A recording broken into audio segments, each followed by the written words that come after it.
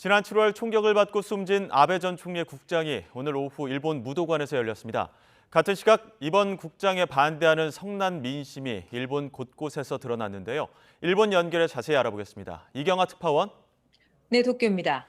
네, 전직 총리에 대한 국장이 전후 두 번째로 열린 건데 어떻게 진행됐습니까? 네, 일본 무도관에서 아베 전 총리 국장이 시작된 지 2시간 반 정도 지났습니다. 지금은 식순을 마치고 참석자들의 헌화가 이어지고 있는데요. 이번 국장은 고인에 대한 묵념과 생전 영상 상영, 추도사 등의 순서로 진행됐습니다. 아베 전 총리 재임 중 최장수 관방장관으로 함께 일했던 스가 전 총리는 개인적인 소회를 밝히며 고인을 추도했는데요. 잠시 들어보시죠.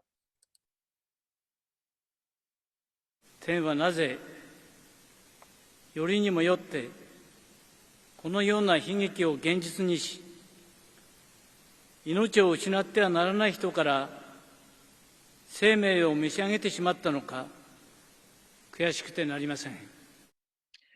네, 이번 국장은 지난 7월 8일 아베 전 총리가 나라시에서 참의원 선거 유세 도중 총격에 숨진 뒤 2달여 만에 열리게 됐습니다.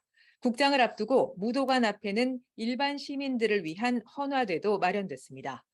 오늘 오전 9시 반부터 헌화가 시작됐는데 일본 각지에서 참배객들의 발길이 이어졌습니다. 이번 국장에 대비해서 일본 경찰은 주요 시설에 약 2만 명을 배치하는 등 최고 수위의 경비 태세를 이어가고 있습니다.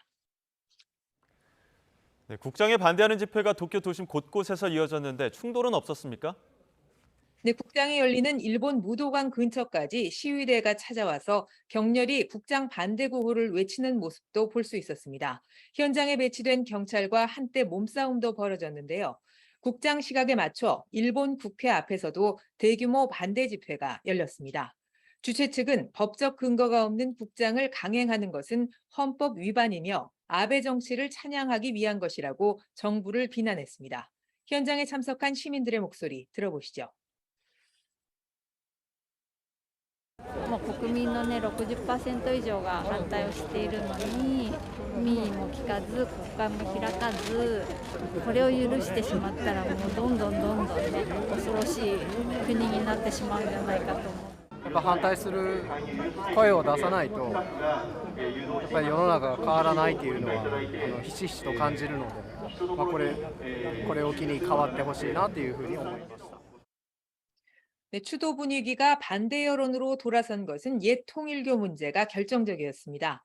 아베 전 총리를 포함해 자민당 상당수 의원들이 이번 총격 사건의 원인을 제공한 것으로 지목된 옛 통일교와 긴밀한 관계를 맺어온 것으로 드러났기 때문입니다. 모두 정부 예산으로 충당하는 국장 비용이 165억 원에 이르는 것도 비판을 불렀습니다. 일본 정부가 처음 밝힌 금액보다 7배 가까이 늘어났는데 경제 위기 속에 이런 비용을 써야 하는지 논란이 커졌습니다. 다음 달 열리는 일본 임시국회에서는 이번 국장 결정이 과연 적절한 것이었는지 그리고 예산 내역에 대해서도 야권의 추궁이 이어질 것으로 보입니다.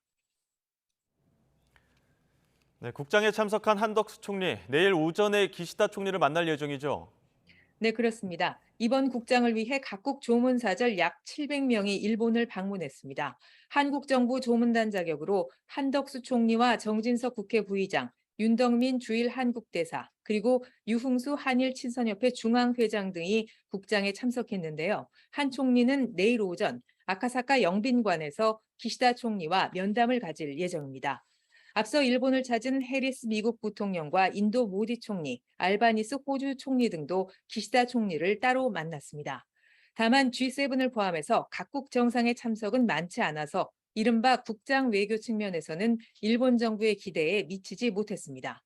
기시다 총리가 국장을 결정한 이유로 강조한 조문 외교가 사실상 무색해진 셈입니다. 총리가 강행한 국장 결정으로 내각 지지율은 20%대까지 추락했습니다. 당분간 국장 후폭풍이 이어질 것으로 예상되는데 기시다 내각이 국민의 신뢰를 회복할 수 있을 것인지 지켜봐야 할 것 같습니다. 지금까지 일본 도쿄에서 YTN 이경아입니다.